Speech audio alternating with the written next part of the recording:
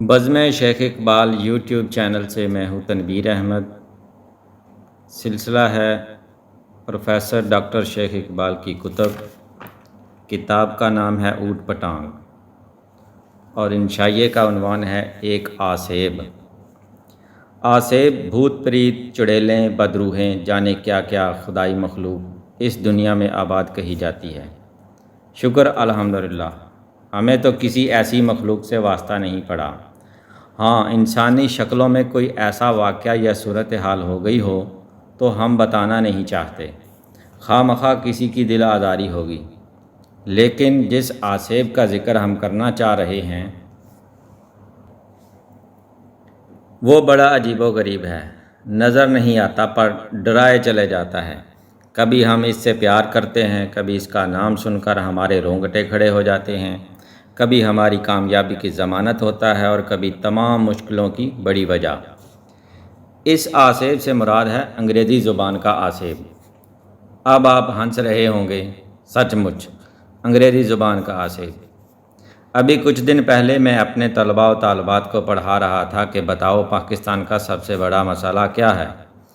کسی نے کہا بددیانتی، کسی نے کہا دہشت گردی، کسی کا خیال تھا بیماری، بے علمی، مگر ایک طالب علم نے کہا نہیں، سب سے بڑا مسئلہ انگریزی زبان ہے۔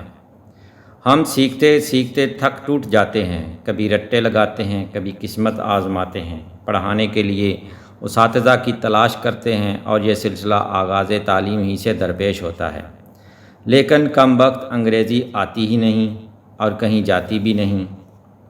انگریزی کے بغیر ہمارے لیے کوئی جائے پناہ بھی نہیں، نہ کوئی جماعت پاس ہوتی ہے، نہ کوئی نوکری ملتی ہے، نہ افسر بن سکتے ہیں، نہ بیرون ملک جا سکتے ہیں۔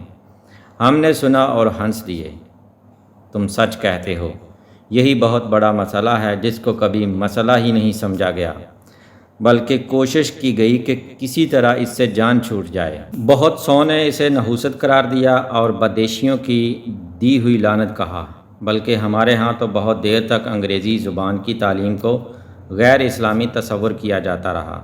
وہ تو بھلا ہو سر سید احمد خان کا کہ اس نے مسلمانوں کو باور کرایا کہ اگر انگریزی نہ سیکھو گے تو موجودہ دور میں کچھ بھی نہ کر پاؤ گے، اور شاید انہوں نے اپنے انداز میں کہا ہو کہ تمہاری داستان تک بھی نہ ہوگی داستانوں میں۔ دیکھو سنو، دشمن کو مات دینے کے لیے دشمن کے ہتھیار پر قبضہ ضروری ہے، اور انگریزی ہی وہ ہتھیار ہے جو دشمن ہمارے خلاف استعمال کرتا ہے۔ لیکن بیچارے سر سید کی بات بہت کم لوگوں کو سمجھ آئی، جن کو آ گئی ان کے وارے نیارے ہو گئے۔ انہوں نے مسلم لیگ بنا لی، بلکہ ان میں سے بہت سے پاکستان کے کرتا دھرتا بنے اور بہت سے بن جاتے، لیکن وڈیروں اور جاگیرداروں کی ریشہ دوانیوں نے ایسا نہیں ہونے دیا، جو کسی نہ کسی طرح قائد اعظم کے لشکر جرار میں شامل ہو گئے تھے۔ بات کیا تھی اور ہم کہاں نکل آئے؟ بات تو انگریزی کے عفریت کی ہو رہی تھی۔ اگر آپ ہم سے پوچھیں تو ہم کہیں گے اس زبان پر ہم نے ظلم کیے ہیں، اور اس نے بھی بہت ظلم ڈھائے ہیں۔ ہم سے ظلم یہ ہوا کہ ہم نے اس کی اہمیت کو جاننے کی کوشش ہی نہیں کی۔ انگریزی بولنے والے چند جزائر میں رہنے والے دنیا پر کیسے غالب آ گئے، جس کی سلطنت پر کبھی سورج غروب نہیں ہوتا تھا۔ مٹھی بھر لوگ لاکھوں پہ غالب آ گئے۔ مانا اس زبان نے ہی سب کچھ نہیں دیا ہوگا، لیکن اس زبان کے بولنے والوں نے یقیناً بہت کچھ دیا ہے۔ لیکن ہم اس زبان کے ہتھیار کو نظر انداز کرتے رہے۔ ابھی 1 سال پہلے کی بات ہے، ایک طالب علم میرے پاس آیا۔ اس نے ایم فل کر رکھا تھا، لیکن اسے انگریزی کے حروف ابجد کے سوا کچھ نہیں آتا تھا، نہ کوئی گرامر، نہ کوئی ذخیرہ الفاظ، کچھ بھی تو نہیں، لیکن اس کو لکھنے کا بہت زیادہ شوق تھا۔ اس نے درس نظامی کا نصاب کامیابی سے پاس کر رکھا تھا۔ اس نے بتایا کہ چند سال پہلے میں نے ایک انگریزی کی کتاب ہاتھ میں پکڑی اور دیکھنے لگا۔ میں ابھی دیکھ ہی نہیں پایا تھا کہ استاد محترم کی نظر پڑ گئی۔ اب تم انگریزی پڑھو گے، کفر سیکھو گے؟ اس نے مجھے بتایا کہ پھر چند سال بعد جب مدرسوں کو عطیات ملنے لگے اور ان کے نصاب میں کچھ تبدیلیاں آئیں تو محترم اساتذہ کا رویہ بدل سا گیا، اور یہی وجہ ہے اب وہاں بھی انگریزی پڑھائی جانے لگی ہے۔ یہ تو رہا رویہ ہمارے سواد اعظم کا۔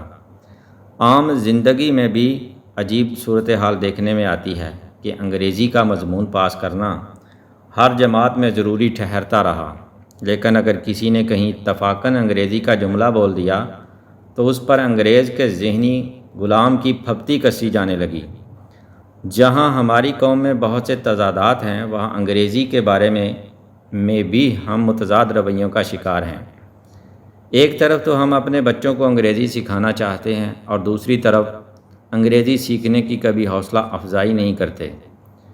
بڑے جید عالم و فاضل سٹیج پر انگریزی کے خلاف بول رہے ہوتے ہیں اور ان کے بچے اعلیٰ انگریزی اداروں میں انگریزی سیکھ رہے ہوتے ہیں، بلکہ سیکھنے کے لیے سمندر پار چلے جاتے ہیں۔ تو پھر کیا ہوا؟ نیت میں فطور نہیں تو اور کیا ہے؟ ہمیں کبھی کبھی سمجھ نہیں آتا، کبھی ویسے ہی غصہ آ جاتا ہے۔ اس طرح ہم سمجھتے ہیں کہ انگریزی زبان سے ہمارا عجیب و غریب رویہ رہا ہے، جس نے بہت سی مشکلات کو جنم دیا ہے۔ لیکن اس کے باوجود ایسا بھی دیکھنے میں آیا ہے کہ ہم نے جب کسی کو انگریزی کا کوئی جملہ بولتے سن لیا، ہماری کیا ہر ایک کی توجہ اس کی طرف ہو گئی اور ہمارے دل میں اس کی توقیر بڑھ گئی۔ دیکھو وہ انگریزی بولتا ہے، بہت پڑھا لکھا ہوگا۔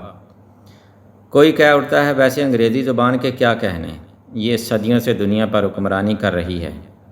ہم بھی غالباً کوئی 60 سال سے اسے پڑھنے پڑھانے میں محو ہیں، لیکن اب بھی کوئی نہ کوئی ایسا لفظ پڑھنے کو مل جاتا ہے جس کا مطلب ہمیں نہیں آتا۔